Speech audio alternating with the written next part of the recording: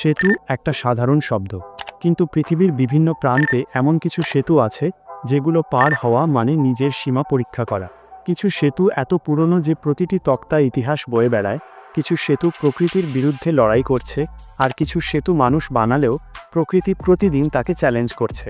আজ আপনি শুনবেন প্রতিটির গল্প বিস্তারিতভাবে, গভীরভাবে, আর এমনভাবে যাতে মনে হবে আপনি নিজেই সেই সেতু দিয়ে হাঁটছেন। চলুন শুরু করা যাক। 1 নম্বরে রয়েছে হুসাইনি হ্যাঙ্গিং ব্রিজ, যা পাকিস্তানে অবস্থিত। হিমালয়ের কোল ঘেঁষা হুসাইনি হ্যাঙ্গিং ব্রিজ শুধু বিপজ্জনকই নয়, এটা এমন ধরনের সেতু যেখানে প্রতিটি ধাপে মনে হয় আপনি এক যুদ্ধে আছেন। কাঠের তক্তাগুলো পুরনো, কিছু জায়গায় ভাঙা, আবার দড়িগুলো পাতলা ও দুলে ওঠে হাওয়ায়। নদীটা নিচে এতটা গভীর যে তাকালেই শিহরণ নেমে আসে শরীর জুড়ে।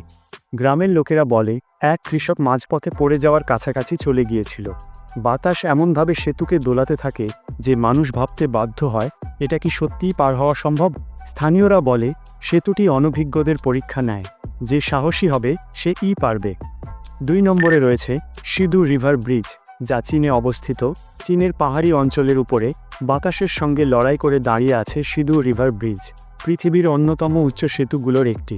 এত উঁচুতে দাঁড়ালে মনে হয় যেন মেঘের ভেতর আছেন। নিচের দিকে তাকালে যে খাদ দেখা যায় তাকে দেখে একজন অভিজ্ঞ ট্রাভেলারও স্তব্ধ হয়ে যায়।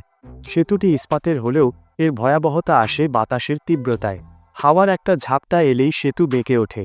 এটা পার হওয়া মানে নিজের শরীরের ভারসাম্যের বিরুদ্ধে প্রকৃতির সঙ্গে এক লড়াই। 3 নম্বরে রয়েছে ট্রিফট ব্রিজ, যা সুইজারল্যান্ডে অবস্থিত। বরফে ঢাকা পর্বত, গ্লেশিয়ার আর তার মাঝে দাঁড়িয়ে থাকা এই সেতুটি এক কথায় হিমালয়ের টানেল অফ ফিয়ার। ট্রিফট ব্রিজ এতটাই সরু যে এক সময় দুজন ঠিকমতো পার হতে পারে না। নিচে বরফ গলছে, হাওয়ার দোলা বাড়ছে, আর সেতুটি দুলছে।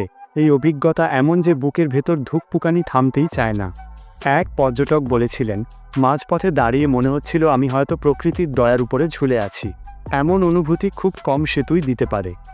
4 নম্বরে রয়েছে কারিক এ রেড রোপ ব্রিজ, যা উত্তর আয়ারল্যান্ডে অবস্থিত। উত্তর আয়ারল্যান্ডের সমুদ্রের ওপরে ঝুলে থাকা এই দড়ির সেতুটি আগে ব্যবহার করত মৎস্যজীবীরা, কিন্তু বাতাস এখানের সবচেয়ে বড় ভিলেন।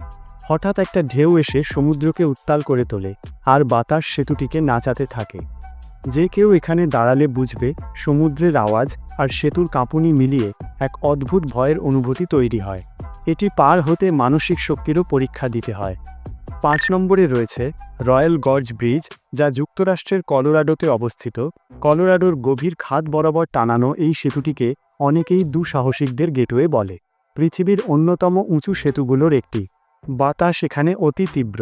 সেতুটি কাঠের হলেও কাঠের নিচে লোহার কাঠামো আছে, কিন্তু যখন আপনি মাঝখানে দাঁড়াবেন মনে হবে আপনি শূন্যে ঝুলে আছেন। যখন নিচে তাকাবেন একটা অদ্ভুত শিহরণ শরীরে ছড়িয়ে পড়বে। গর্জের কালো পাথরগুলো এত নিচে যে গভীরতা বোঝানোর মতো শব্দই নেই। 6 নম্বরে রয়েছে ঝাংজিয়াজিয়ে গ্লাস ব্রিজ, যা চীনের হুনানে অবস্থিত। কাচের সেতু, কিন্তু এটা কাচের সাধারণ সেতু নয়। এখানে দাঁড়ালে আপনার পায়ের নিচে দেখা যাবে শত শত ফুট গভীর উপত্যকা। স্বচ্ছ কাচের কারণে মনে হয় আপনি শূন্যে হাঁটছেন। আর সেই ভয়ের অনুভূতি এমনই যে অনেক মানুষ প্রথম ধাপেই শিরশির করে ওঠে। কাচের কাঠামো অত্যন্ত শক্তিশালী হলেও মানুষের মনে যে ভয়, তাকে থামানো অসম্ভব। 7 নম্বরে রয়েছে পেরুর কিউএচওয়াচাকা রোপ ব্রিজ, যা পেরুতে অবস্থিত। পাথরের শহরের ভেতর কাঠের পুরনো এই সেতুটি দিনে হাজারো মানুষের চাপ সামলায়। শত বছরের পুরনো কাঠ প্রতিদিন কেঁপে ওঠে। রাতে হাওয়া একটু বেড়ে গেলেই সেতুটির কাঠের ধাতগুলো থেকে শব্দ হয়, একটি ভয়ঙ্কর অনুভূতি তৈরি করে। স্থানীয়রা বলে এই সেতু গল্প, স্মৃতি আর অজানা রহস্য বয়ে নিয়ে চলছে। এখানে নাকি অনেকেই কানে কানে নাম ধরে ডাকা শোনে, তবে সেটা বাস্তব নাকি ভয় বুঝে ওঠা কঠিন। 8 নম্বরে রয়েছে কিনজুয়া ব্রিজ, যা চীনে অবস্থিত। প্রাকৃতিক দুর্যোগে আংশিকভাবে ভেঙে পড়া এই সেতুটি একসময় রেলপথ ছিল। এখন অর্ধেক দাঁড়িয়ে আছে, অর্ধেক ভেঙে গেছে। এই ভাঙা অংশগুলো দেখে যেন একটা হারানো ইতিহাসের গল্প শোনা যায়। বাতাস যখন আসে স্টিলের ভাঙা অংশ থেকে অদ্ভুত শব্দ শোনা যায়, যা পরিবেশটাকে ভীতিপূর্ণ করে তোলে।